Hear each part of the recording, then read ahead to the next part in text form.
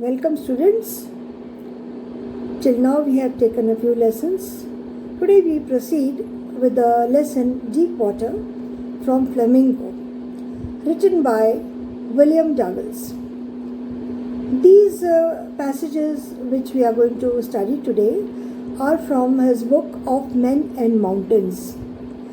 The title of the lesson itself says how the struggle must have gone with this boy in the depth of water.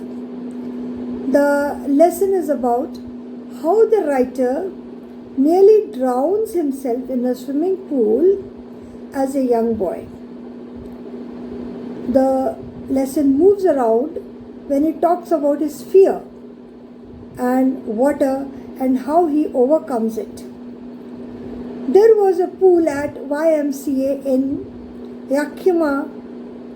It's a tributary of the Columbian River in the south central and eastern Washington. The river is treacherous. His mother is warning him against it. She doesn't want him to go there.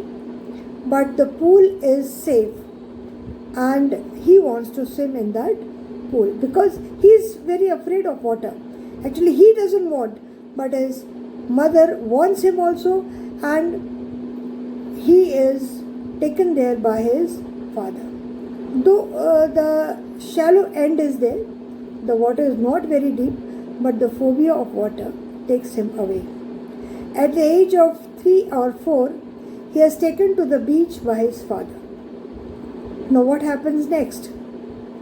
The fear of the waves brings terror to him. He has some unpleasant memories with that water and the struggle with his water. He went to the pool when no one was there around.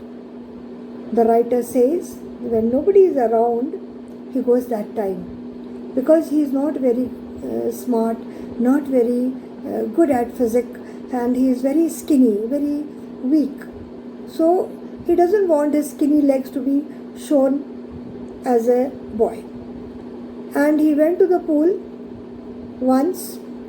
He sat on the side of the pool waiting for others to come. Now waiting for others to come again is a line significance is here that he waits for others to take the dive, then he wants to take.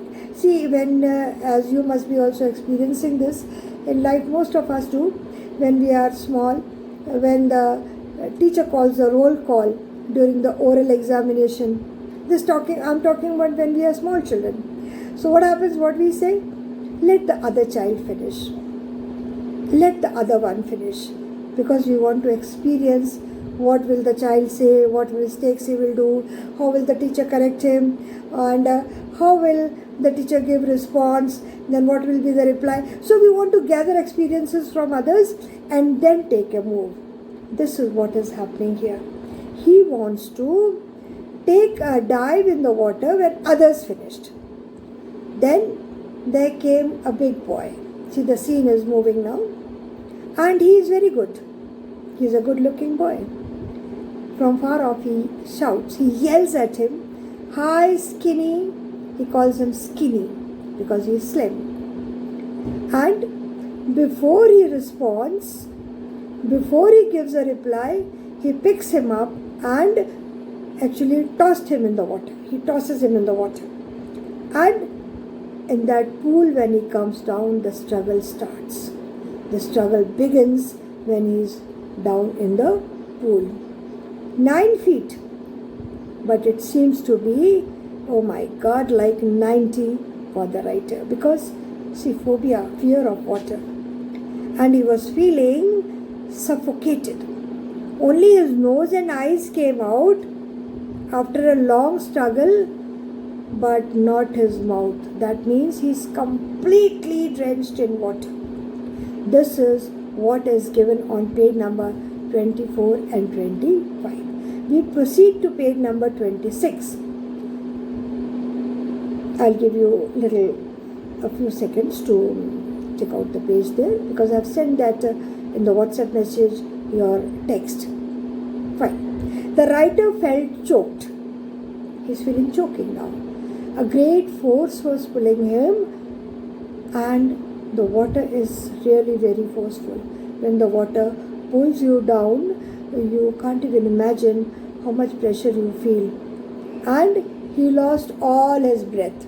He couldn't breathe because his lungs are choked. He's not able to breathe, and he starts feeling dizzy. Experience of being how he is drowning, how he is sinking in the water. Now, what happens when you want to save your life? You start thinking of strategies. And what he thinks? He wants to spring out and come out with the help of a rope and float like a cock. He wants to be safe.